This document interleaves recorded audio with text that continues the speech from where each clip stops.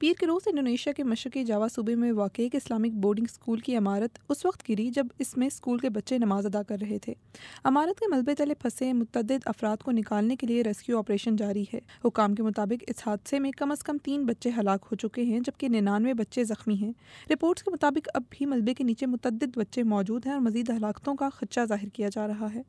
School की इमारत के अचानक गिरने की वजह क्या है? हुकाम का कहना है कि स्कूल की इमारत में गैर कानूनी तौर पर इसकी तौसी का काम जारी था जिसे बगैर किसी मंजूरी के अंजाम दिया जा रहा था। डिजास्टर मिटिगेशन एजेंसी के मुताबिक इस 2 मंजिला इमारत की बुनियादें गैर मुस्तहकम थीं और मजीद 2 मंजिलों की तामीर का वजन बर्दाश्त नहीं कर सकती थी। हुकाम को इमारत के मजीद गिरने का खदशा है जिसकी वजह से मंगल के रोज रेस्क्यू ऑपरेशन को भी आर्जी तौर पर रोक दिया गया था। मलबे के डिस्टेबलाइज हो जाने के डर से इमदादी कारकुन भी क्रेन जैसी भारी मशीनरी के इस्तेमाल से गुरेज कर रहे हैं। हुकाम के मुताबिक मलबे के नीचे से रोने और चीखने की आवाज़ें आ रही हैं जबकि परेशान हाल रिश्तेदार रात भर से स्कूल के बाहर मौजूद हैं और अपने बच्चों की खबर का इंतज़ार कर रहे हैं।